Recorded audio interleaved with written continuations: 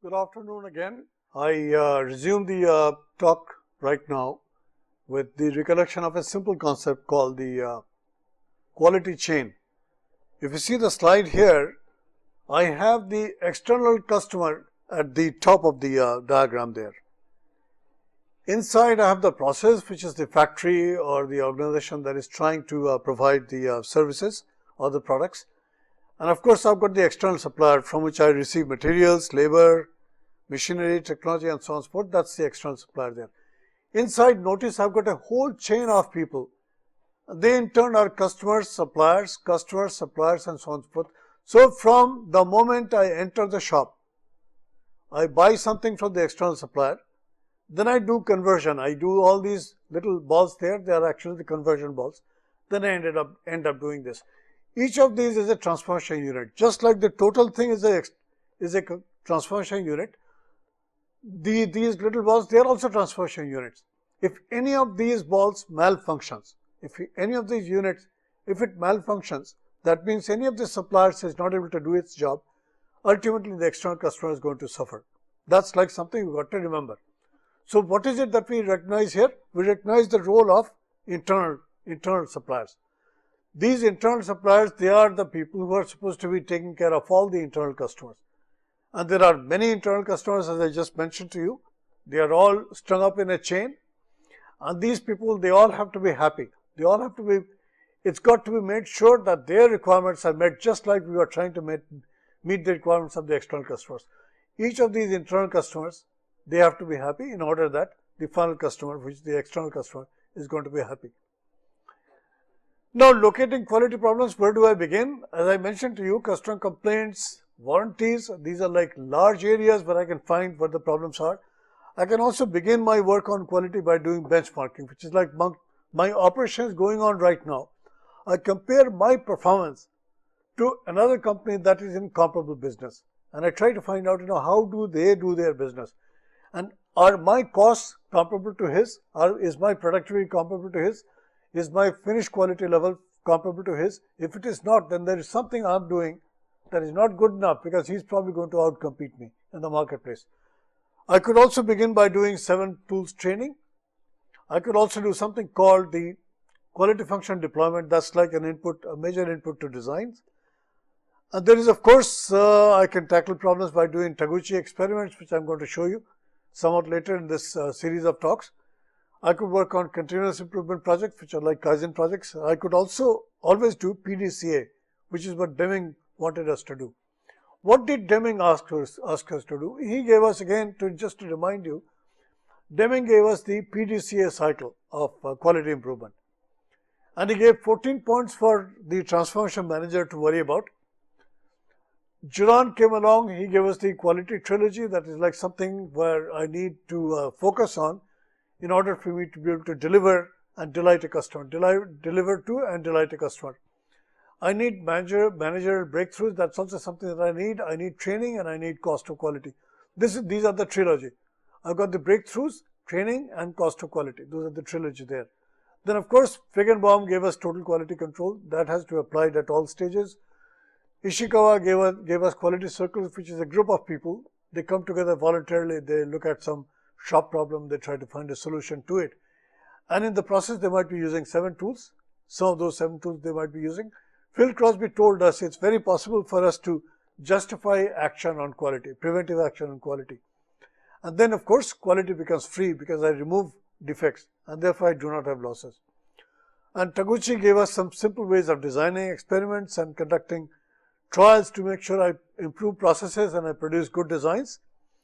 I also make sure that I produce right on target by recognition of the quality loss function, and I come up with something called robust design, which is when the product sustains its good performance throughout its life of use. Deming's crucial observation, Deming actually made some crucial observation. He said many times managers tend to operate by the flavor of the month style of operation. Many times they tend to emphasize short-term profits, and many times they worry too much about performance evaluation at every stage. And they lose sight of the fact that we are doing it all to try to satisfy the ultimate customer who is out there. And also we may have transfers and so on within the company, because of which again constancy of purpose might be lost. And many times we only worry about visible figures, for example losses or scrap and that kind of thing. And there may be various types of costs that I may be worried about, and I might be worried about warranty costs. These are actually things that Deming observed, and Deming said these actually are caused by poor quality. And Deming had a number of other obstacles also. They said these are the problems which are there in the company, because of which they are not able to move toward quality. For example, very few companies really do long range planning.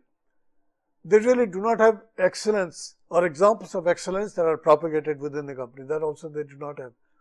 And they believe that technology alone is going to transform everything. Nothing else. No philosophies are required, no orientation is required, and so on and so forth. They also believe that problems are different. There is no real basic similarity in two different problems, and so on and so forth.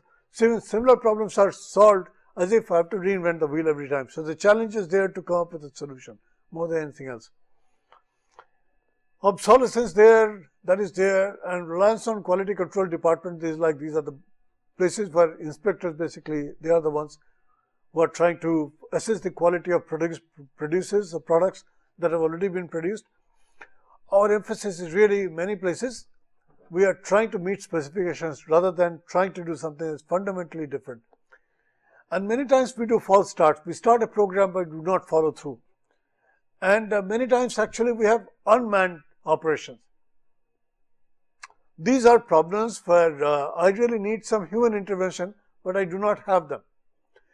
If you do a good job, and these are on various criteria, you can look for an award, and these awards are nationally recognized. For example, if you show good leadership, if you show good strategic planning in regard to quality, if you really have focus on customers and also focus on the market, if you utilize information and if you analyze that information, if you do good HRM, if you do good process management, and if you have also some linkage between your efforts and business results, you could apply for the Baldrige National Award. And that's like one award. There's another award called the Deming Award. This is a Japanese award, and I'm going to be giving you some more details later on, but for right now, I'll just briefly mention that the Deming Award, it's really emphasizing use of statistical methods and quality assurance. So this is like there. This is very, very important. But I should also tell you one thing. Awards are meaningless unless you can translate those awards into business results. Unless you are able to do that, if you just get awards, if you hang them on walls, that's not going to be good enough for your business. Yes, a few people will see that, and a few people will probably appreciate, yes, you must have a well-managed company in place. But it does not necessarily always have a link to business results. That's something I've got to worry about. So just winning awards is not enough. TQM actually is a way to try to create customer-focused organizations. And for that, all you have to do is look inside your company. You'll find a whole bunch of internal customers. They are there. Just as you are worried about the external customers, please also worry about internal customers. And there are many of them, and they're spread around in the different departments. Because as you saw that quality chain, you saw that picture of the quality chain, which basically said there are a whole lot of people that are dependent on what other people are doing. Two modes of quality control are there, and you can read the details. There is the detection mode of quality control, which is like something goes wrong, and then you find out that something has gone wrong. And from that, you get a signal that I've got to take some action. That's like one way. The other way is more proactive. The first one is reactive. The detection mode is reactive, but the proactive mode is the prevention mode. Basically, very little inspection is required. Quality control is done right at the source, and we try to eliminate problems and potential problems. That's what we try to do. This impacts cost directly.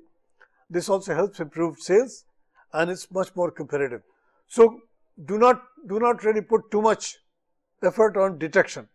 Try to see if you could take some preventive steps that in turn will remove the necessity for doing detection.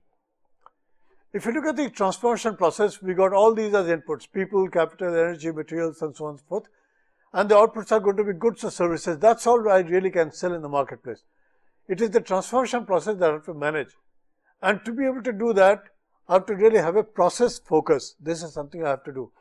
I have to look at problems, issues where there are deviations, and I have to look at the transformation process itself. Is it unstable? Are there a lot of fluctuations in the process? These are a couple of things that I need to worry about. If I do that, if I have process focus, I have to really look at all the inputs in the process. Then I have to look at the transformation box. And the consequence is going to be look at the output and see if the input is doing its job. And that's going to be the efficiency or the dexterity or the expertise, in fact, with which I'm able to manage the transformation process. If I'm able to do that, it's going to be a big job done. So there are these causes or factors. For example, if you look at a particular occasion when I've got a process to manage, and all I'm doing here is I'm producing 3-inch long bolts. These are the bolts that I'm trying to produce. These are bolts which are used in some machines, and I'm producing those 3-inch bolts. The inputs to produce these bolts are, obviously there's some role played by management, maintenance, measurement, machines, methods, manpower and materials, of course. These go as input into that process there. What is the output? The output is beginning to be the length of the bolt, and that's got to be 3 inches. But in effect, I end up producing bolts that are of variable size. And this is the distribution. If this is too wide, of course, I'll not have 3-inch bolt. I'll have some that are 3.5, some that are 2.5, some that are 2/4, and so on and so forth. And that is not something that's going to be fit for the final use of the process. If my variation is going to be too high, the next process is going to have trouble. So I cannot really control quality by looking at the output only. Output is this. I have to really go back to the process. I have to look at the materials also. I have to control all the factors that go into this. This is what I call the process focus in managing quality. There is, of course, the scientific way of managing process, which is like listed out. You identify and define the problem, you study the existing solution, you generate possible solutions, evaluate the alternatives and choose the preferred one, you implement, and then sort of what you really do is you implement the improvement that you have thought about and measure the results, evaluate and revise it if it is required. That's like your old PDCA. Otherwise, you return to step 1 and start again. Deming's PDCA does this, and the latest method, which is the Six Sigma DMAC, it also does things that are quite similar to this, except that the methods are more sophisticated. You are still approaching the whole task in a scientific manner. In fact, I could do this. I could really do process improvement and quality control. If I could put this in a nutshell, I'll say apply scientific methods and use tools, use the right tools, which is like use some of the general tools, use some special tools, and use some very fine grade tools. And I'm going to be giving you an example here. The general tools like team building and so on and so forth, those are your general tools. Your coarse grained tools are process flow chart and so on. I'm going to be describing these to you again. And the fine grained tools are like Poka-Yoke, DOE, design of experiments and so on and so forth. These are fine grained tools. These are the ones that I utilize when I get into this. There are obviously going to be some obstacles in implementing TQM. For example, communication may be poor, and it's also possible people may view quality as a quick fix for business. They might think there may be other ways to try to fix the return to good profits and so on and so forth, and quality is probably just a quick fix. It should not be seen that way. Emphasis on short-term financial results, that's also an obstacle to TQM. And there may be political reasons why people may not support your thing and so on. And obviously there may be poor training, and also process knowledge may be poor. And I'm going to be giving a handout for that.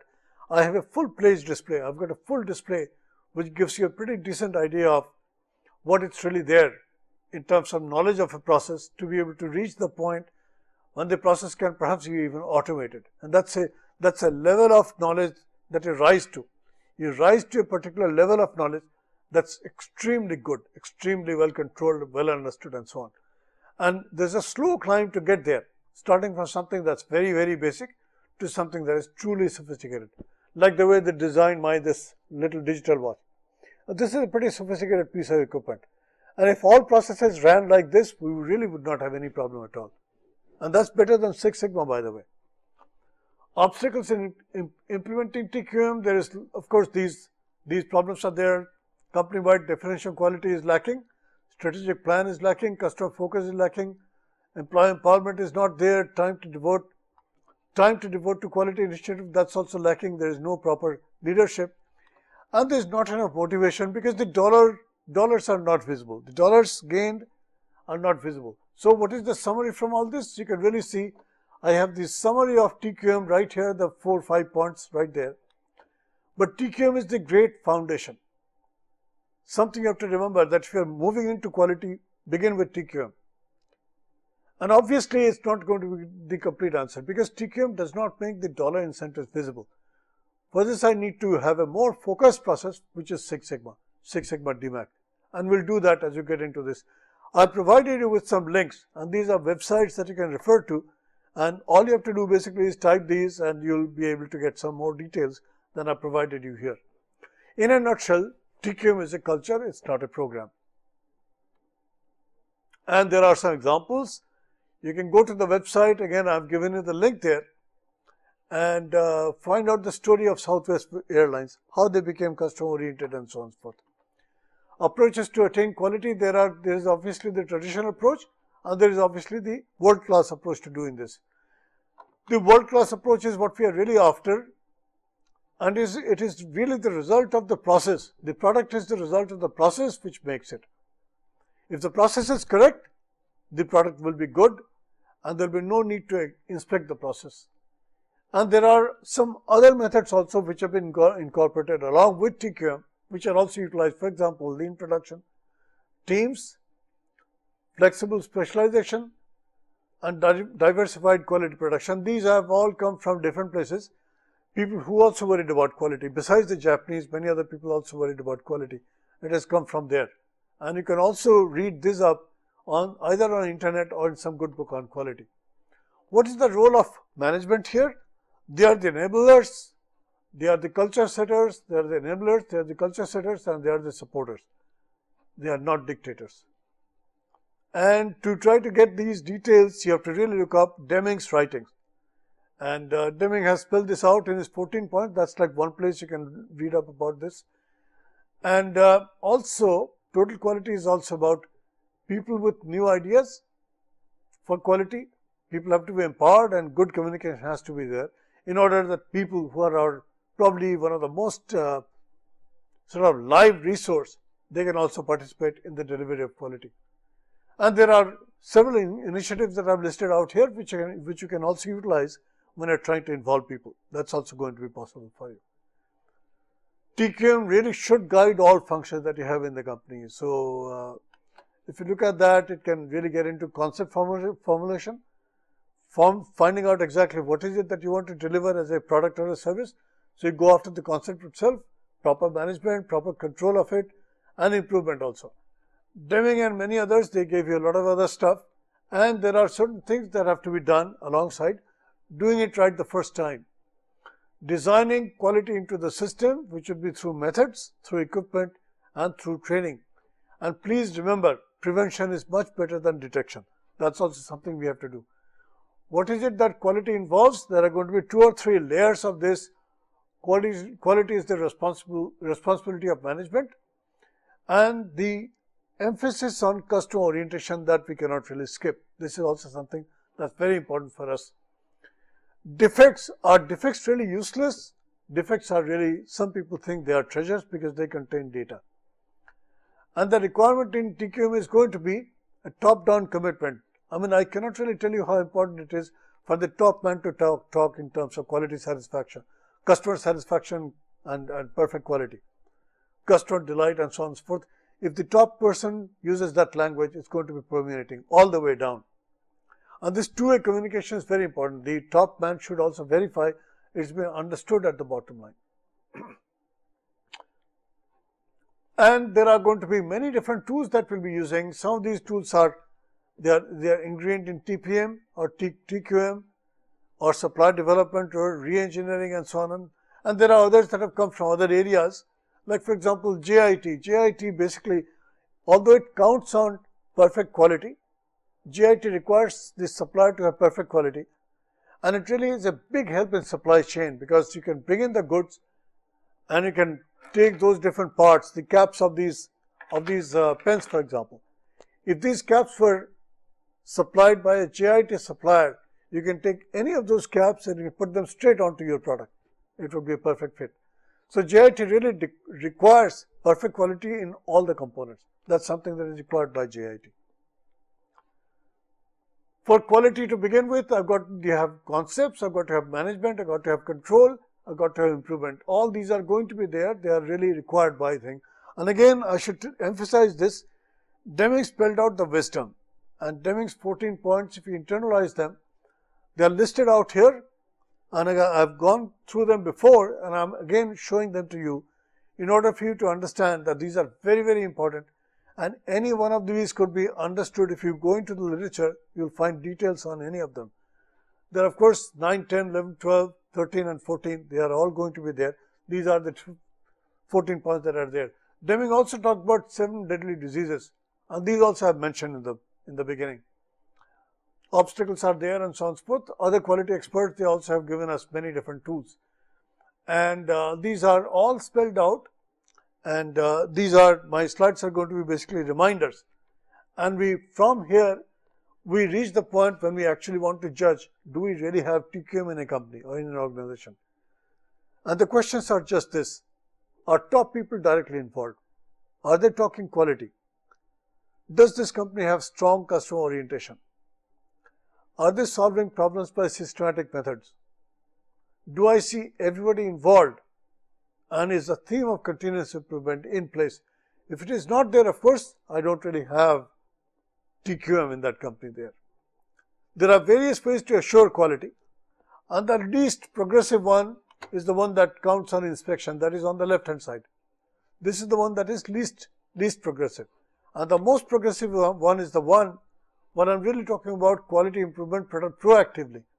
And there I'm talking about continuous improvement, I'm talking about all the good things done in a preventive manner. This is really the most progressive way to try to improve quality. Slowly moving toward quality assurance, what do I see? I see a process that is affected by many different factors. It turns out that various sectors in the industry, for example, we've got manufacturing, we've got services, and now the latest, we've got software. We've got manufacturing, we've got services, we've got software. Manufacturing, it turns out, is farthest ahead in terms of assurance of quality. Services, for most services, in most situations, we are still inspecting. We're doing quality control by inspection when it comes to services. And when it comes to software, we are doing only testing. We do not have much control on the process.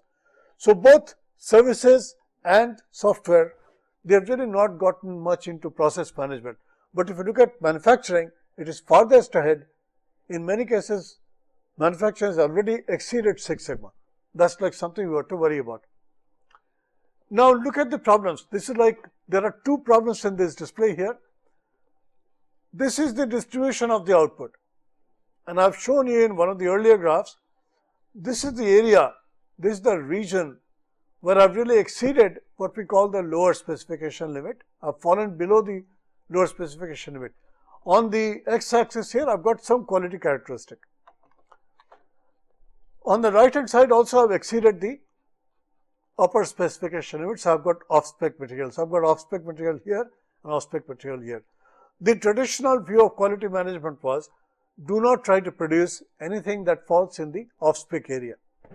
But what is the modern way of managing quality? It says, try to locate the target. Try to locate where the target is. The target is where customer satisfaction is going to be maximum. So try to locate the target, which is mu, right there, which is really next to mu, right here. That's where the target is. My production should not be off target. In fact, this is the bias in the process. The bias is the lack of accuracy. This is like one problem. One problem with production is that production is not accurate. The average does not coincide with the target. Average is off and the target is somewhere else. So there is like lack of accuracy or poor accuracy in this process. The second problem with manufacturing is this spread is wide. That actually is hinting toward poor precision. Poor precision is also another problem there. So I've got 2 issues here. One issue is, the first issue is I lack accuracy. The second issue in manufacturing is I lack precision. So I've got two issues here. I lack accuracy and also I lack precision. Both of these have to be taken care of. I should have proper accuracy and also I should have as fine precision as possible. These can be achieved. These have been done. These have been studied scientifically very, very well. In fact, we use control charts online when a production system is in operation, and through that we try to get quality that is accurate and also that is precise. I have a picture here to again try to distinguish between accuracy and precision and also give you an idea of what happens with an untrained crew. If I have an untrained crew and let's say I'm shooting, and the game is basically to try to fire shots at the target. The target is right in the middle there. That's where the bullseye is. This is the picture of the bullseye and this is the target area. Anything inside the dais, this area here is within specification. Notice here an untrained person, he fires quite a few shots here. The average actually which is shown by this little distribution here, it is off spec. It is basically off target here. Off target means I'm lacking accuracy. And notice also some of the shots have gone beyond specification. This is because precision is poor. I've got wide variation in the shooting of these shots there. So this particular performance lacks not only accuracy, it also lacks precision. Look at this process now. This is another shooter who has been trained to aim correctly. So therefore he's got accuracy. But again the spread is wide and his shots are really widely spread. This guy, he fires shots and there is poor precision, although he's got, on the average, he's on target. This is also not good enough because I really want to shoot the bullseye every time. Look at this guy, he's firing his shots and they're all very close by, but they're again off target. So I'm lacking accuracy here, but my precision is pretty good. And look at this fourth guy, he's firing his shots, the average is right on target and all the shots, they are pretty tight, pretty close to each other. So I've got here accuracy and also I've got precision. This is what you find when you go to manufacturing. If you go to manufacturing, you'll find sometimes the manufacturing process is losing accuracy, or it does not have accuracy, or it has got poor precision, which is like this bell curve here. The tails are in the off-spec area. So I've got poor precision. Both of these are problematic and I've got to do something about them. So if you look at a real process, you will find that I've got really a combination of poor accuracy and also poor precision. I cannot go to a marketplace like this. In fact, because it turns out that these red objects here, which are off spec, they cost me money. What is the cost of quality now? Let's take a look at this concept called the cost of quality. There are four components of it. I'm going to be describing them to you as I move into it. The first thing, of course, we have to remember is whenever I've got quality being taken care of, I involve a bunch of inspectors. So I've got appraisal cost. Appraisal cost is there. This is the cost of inspecting the item. And there's going to be some money spent here in trying to make sure that I inspect the goods that are produced. So if I've got production done, if I'm producing whatever it is, I produce CDs, I produce any of the objects which I'm going to sell in the marketplace, many times I've got to do inspection. And that's not going to be free of charge. It's going to cost me some money. So I've got my appraisal cost here. Then I've got something called internal failure cost. This is the cost of scrap and rework that I have before I make a shipment. Before I ship the product out, I may have some scrap that I produce and I may have some rework that I have to do because of QC people. QC people rejected some of the items which I have to rework perhaps or fix them a little bit, touch up here and there and so forth. Only then I can ship them. So I've got some internal failure cost. That's through your scrap and rework. Then I've got external failure cost. These are the costs. I'm going to be giving some details. This is the consequence of poor quality products or services delivered outside. Now this is now in the hands of the customer. So I've got cost here in terms of extra inspection cost. I've got cost here in terms of recap. Basically it's going to be scrap and rework. And then I've got these external costs which are suffered by the customer. Now, if these are going to be high, I'm not going to be in business for too long. My profits are going to be hurt. Is there some way by which I could reduce this? That's actually done by spending money on prevention. If I do that, if I spend money on prevention, these balloons, these three other balloons, they are going to shrink. This is going to be costing me some money, but there's going to be a strong ROI because of the reduction there, the reduction there, and the reduction there. Let me show you some details. Again, I tell you that these are costs. These are visible costs. These are your internal costs, internal failure costs. Many of the external failure costs, those are here. These are your external failure costs. And many times these are not visible and they're very difficult to quantify. I'm going to give you some details here. So this slide here shows you what different failure costs are. And I mentioned here the internal failure costs and the external failure costs. Alongside, of course, I have my appraisal cost and I've got my prevention cost. Prevention cost is really the place where the company should spend its money. Both of these lists, in fact, it turns out that internal failure cost, external failure cost, appraisal cost and prevention cost, together they compose what we call cost of quality, and that's shown in this graph here, this slide here. I've got scrap, rework, they are direct costs to me. They've got warranty costs and product liability costs, they are caused by external failures taking place. Then I've got inspection cost, which comes under your appraisal cost, and of course the good costs are these: process improvement costs, product simplification costs, or training costs. These are going to be my prevention costs. If these increase, then I've got decline in appraisal cost, I've got decline in external cost, external failure cost, I've got decline in internal failure cost. So this is the best place to spend money. The best place to spend money is an ounce of prevention, and that's going to be worth a pound of cure. Again, there is a summary of exactly what I said earlier. So again, you can read these and you can again reinforce what exactly is going on there. Something that is a misconception in the world, in many companies, is that probably spending too much money to try to get perfect quality is not worth it. In fact, what many people do without measuring the real cost. Now, I'm saying this, they do this without measuring the real cost. Without measuring the costs, they draw a picture on paper and they show you, look at the red curve here. The red curve basically is showing you that here I've got some cost, which is the minimum. What is this cost? This is the total cost. This has got your internal failure cost, it got the preventive cost, it's also got the external failure cost, it's got the appraisal cost also. All those four costs, if you put them together and you construct this total cost, some people who do not really know what the real costs are, they will tell you that perfect quality is going to cost you too much, and it's better to try to compromise and provide and produce at some level of quality which they call optimum. That's going to give you the minimum overall cost. This is a false notion.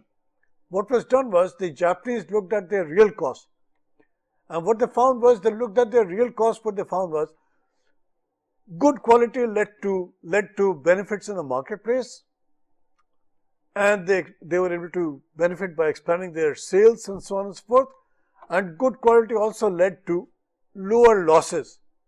Both of these turned out to be savings for the company, and the result was this, that the total cost did not really climb up back again, but the total cost got minimized as you approach 100% quality, as you reached a level of defect that was zero. If you had zero defect, that means if you had perfect quality, that's why the total quality cost actually came down and became minimized. So this is quite different from the picture here. Here the picture is shown to be, the optimum point is shown to be at a place where quality level is really not zero defect, it's somewhere off. So you're living with a certain level of poor quality. But what the Japanese were able to show was, as you approach perfection, your total cost actually becomes lower and lower and lower, and the best point to be is pretty close to the perfect cost. There is another view of looking at your costs, and that is called what we call the Taguchi loss function. What Taguchi said was, you talk to a customer, and I give this example all the time. I have a shirt here which is size 42, and that was the perfect shirt. I could really tie my button there, and I could also put a tie there. There was no problem at all. I could use this shirt which is size 42 perfectly well. But suppose a friend of mine, he went to Bombay, and he bought me a nice looking shirt, the material was good and everything else, and the cut was nice and everything, except he did not really know my right size, and he came back with a shirt that was size 44. My size is 42, but he got a shirt for me that is size 44. Unfortunately, the situation is this: although it's a great looking shirt, I'll not be able to use it because I'll have to have the collar open all the time. Because if I try to tighten it, the collar is going to be loose, it's not going to be looking so good. The same thing might happen if he bought me a shirt that was size 40 instead of size 42, which is my true size. My true size is my target. If you come back to the picture here, size 42 is my target. That's where my losses are minimum, my satisfaction is maximum. If I go toward size 42, then I go to size, if I go to size 44, 46 and so on, my dissatisfaction with my shirt is going to rise. Maybe it will be at a point where I'm going to throw away that shirt. I'm going to try to find a friend. In fact, I have no friend who is so fat that his size is 46. So probably if this shirt size turned out to be 46, I'd just have to junk it. Or I may take it to a tailor and ask him, somehow do some, cut and paste or whatever they do. I'm not sure what the tailors do. But I'll say resize the shirt and give it to me because I like the material and so on. First, I'd like to use that shirt somehow. But do adjust the collar before I use it. On the other hand, suppose my shirt size was loose, was tight, and therefore I ended up with a shirt that was size 40 or size 38 or something even below that, size 36. I'd never be use these shirts, never be able to use these shirts. The result is this: again, my dissatisfaction with the shirt that I bought would go up. Now, generally speaking, what happens when you specify something? When you try to convey your requirements, we try to sort of say, well, if I'm buying something, I'm going to give you an upper spec limit and I'm going to give you a lower spec limit. And anything in that area, anything in this area is okay. And anything outside, on this side or on this side is not okay. But anything inside is going to be okay. This is a general perception. Whenever I'm conveying my requirements or I'm talking to a customer, I ask for a specification. I say, give me your specification. But what do? We normally say, well, my size is 42, that's my target. So I tell him that my target is this. Please see if you could provide me something that is size 42.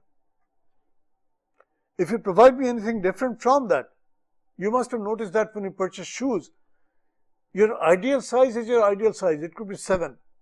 If we got something at 6.5 or 6, you won't be able to use that shoe. And again, if it is 7.5 or 8, again, you will not be able to use a shoe. So in fact, your dissatisfaction is going to go up as you go away from the target. If you go this way or if you go this way, this is your dissatisfaction.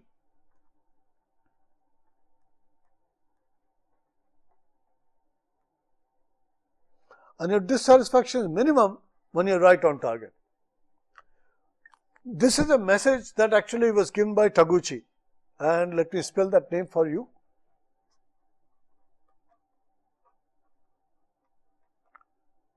Taguchi is a Japanese quality expert who ended up telling us society always incurs a loss the moment performance goes off.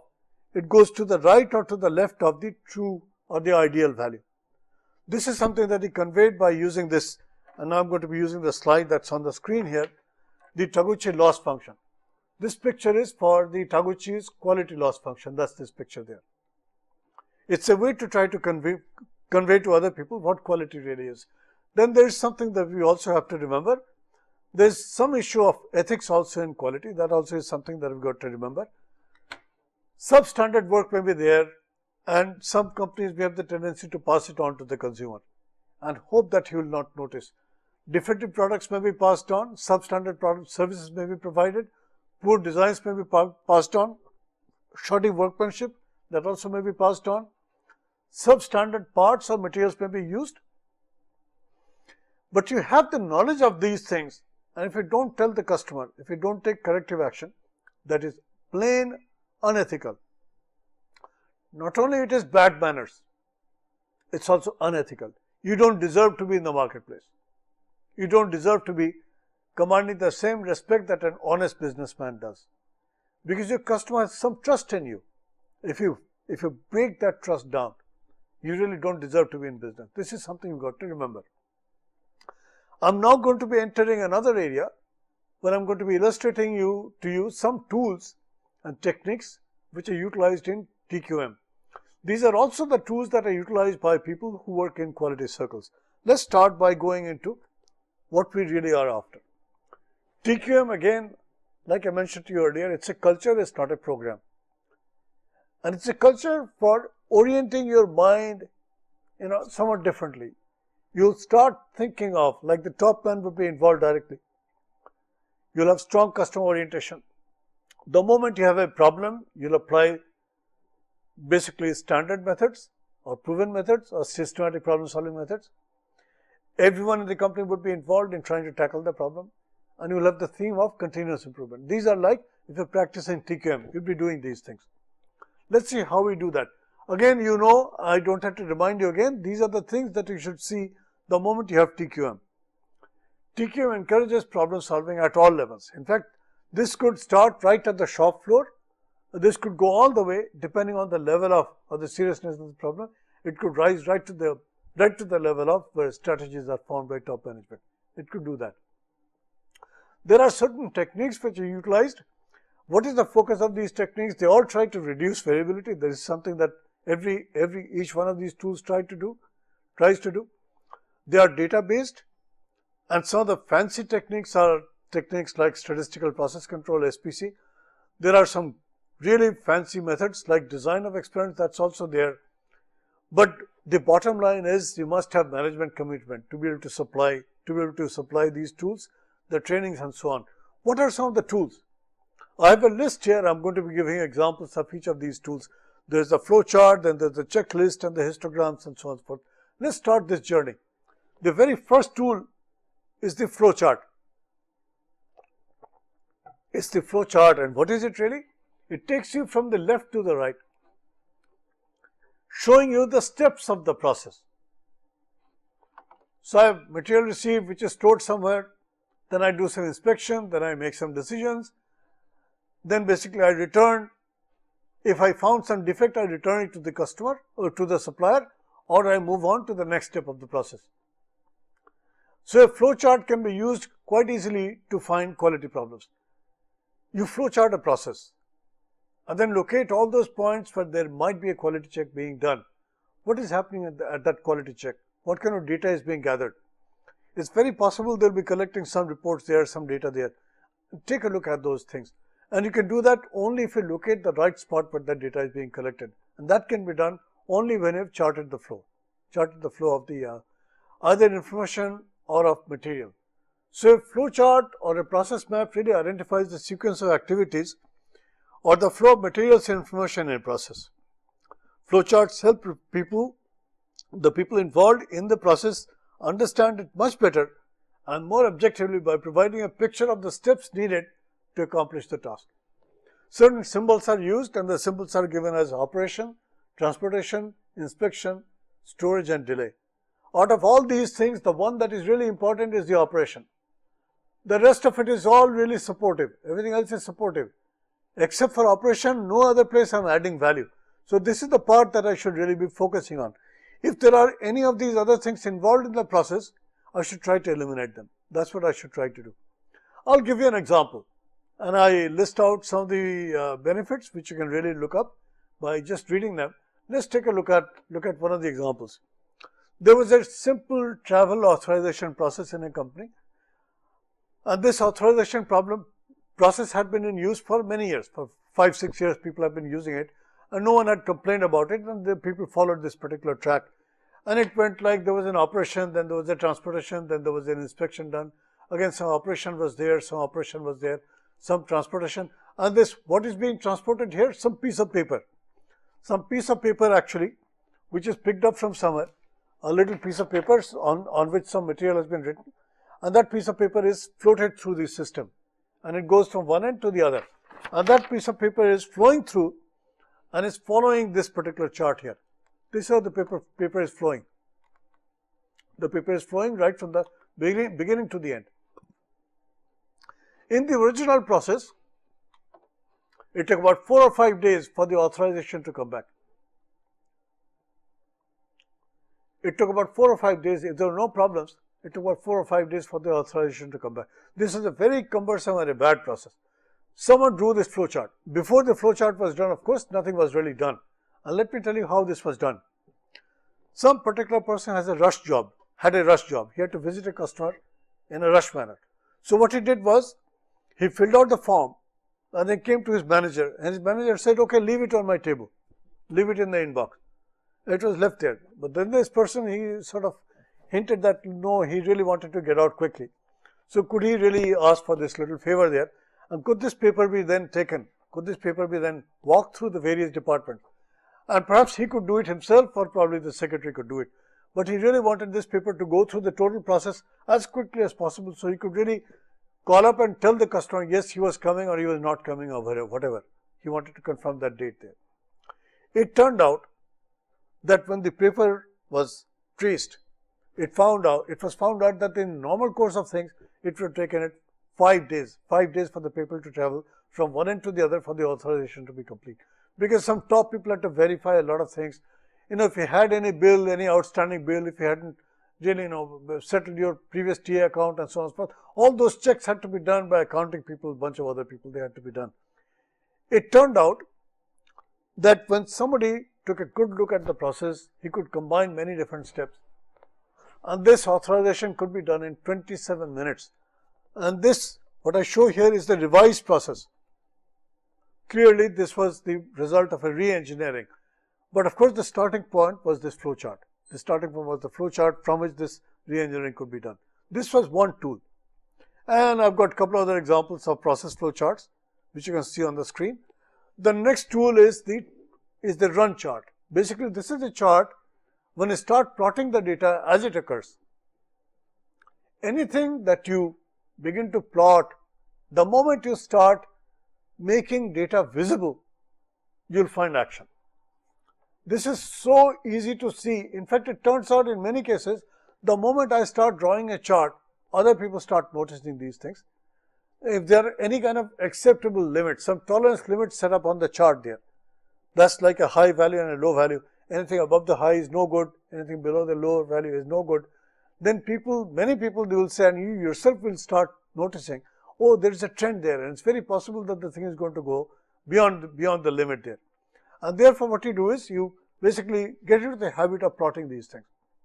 Many times these things are not done, and we do not really react till things are really out of control altogether. So this is a run chart. It leads to quick analysis and trending of data.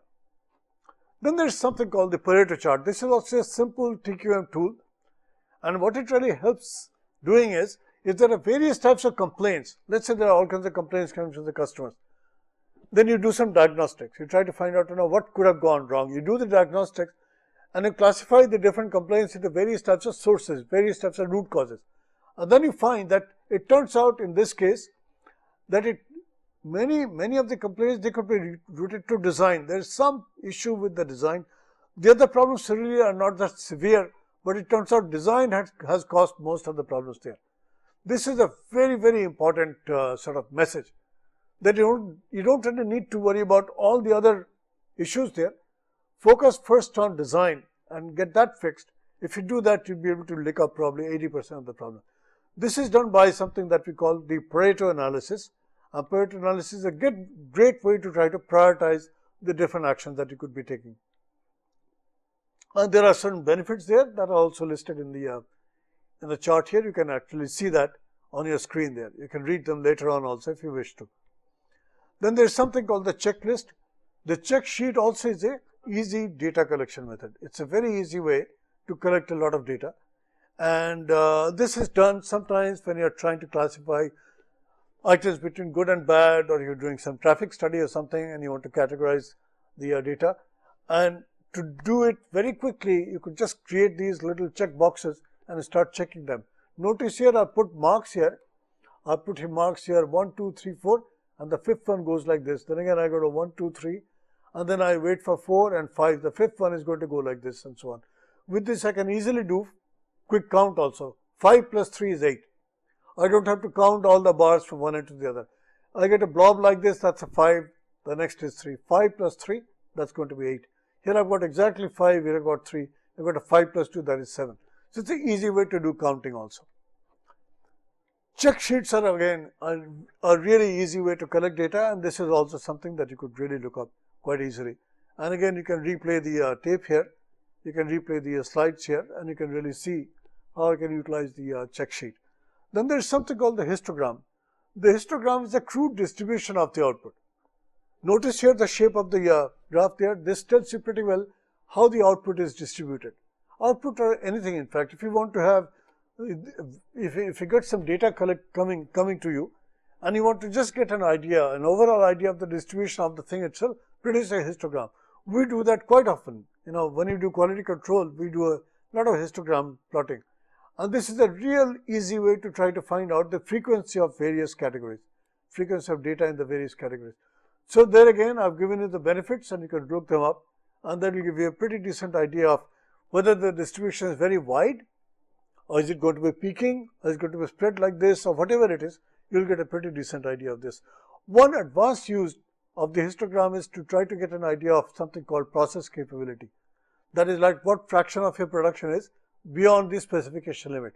That also can be done. If you plot the histogram, if you find that the tails are outside the spec limits, you know right away your process capability is not good enough. You are producing some material that is going to be off spec. Then I'm going to be having the tool. There is a tool called the cause and effect diagram. I must tell you, this is probably the most important tool that we have in the toolkit of 7 tools. And let me show you the picture here, and you'll know right away that this is something you've probably already seen. This is also called the Fishbone Diagram. I have the effect on the right hand side. I've got possible causes. This tool is used for brainstorming also. So you've got categories like machines, man, environment, method, and material. There could be man-related factors that could be causing that effect, machine-related factors that could be causing that effect, environmental factors causing that effect, or method factors causing that effect, or materials. This is a real easy way to generate ideas what might have caused that problem there. So if there's a quality issue, the cause and effect diagram or the fishbone diagram is a really easy way to try to sort of brainstorm about this. I'll give you a couple of examples. I'll give you an example, and the example is coming right now. The effect is right to the right hand side, and the possible causes, those are put out on the left hand side. I've got the effect on the right hand side, I've got the possible causes on the left hand side. This is the start of your troubleshooting. You're not solving the problem here, but you're brainstorming about factors that might have contributed to that quality problem there. Remember, what is important here is you're speculating at this point. You're not solving the problem, but you're brainstorming, and this is used then in brainstorming. And here's a little brainstorming group, and they have formed a little quality circle, and they're brainstorming, and the tool they are using is now the cause and effect diagram. That's what they're using. So they are using the cause and effect diagram to do their brainstorming. Then of course, many times there are ideas that can come from benchmarking. This is also another great way to generate good ideas. So besides brainstorming by a cause and effect diagram, you could also look at other processes which are running much better than yours, and from that get ideas. And I've given you names of some of the companies which actually stand out as role models in benchmarking. Suppliers can also give you a lot of ideas, and that's like another place where you can solve, where you can find ideas toward solving your problem. That is also there. Again, if you come back to the cause and effect diagram, here's an example where there were delays in a company's delivering goods to the customer. What did they do? They got to the people who were closest to action. These were the drivers, the loaders and the drivers. And what they found was, my God, there were a whole lot of factors that nobody thought of, and that any of those could have caused a delay in the delivery of the truck. If you track down any of them, shipping documents could be fouled up, the trucking operation itself could be fouled up, packing could be bad, or the container labeling, that also could be bad, because of which you have delays in delivering the customer. This was generated by drivers. Notice here, drivers and dispatchers, they provided the input, and people were able to generate this thing. This would be the start. What I've got here as the cause and effect diagram, this is the start of solving the problem. This by itself is not a solution. It might lead to a solution. But what we are pointing out is that this is a brainstorming tool. You basically speculate about possible causes. And here's another example where we've got some problems with air travel, and we want to really try to improve the level of that air travel quality there, and for that we go after that. Now suppose I've got a cause and effect diagram, and I look at one of the factors there. I look at, for example, some aspect that is there, and that could have caused a problem. I could draw a quick, what we call a scatter diagram.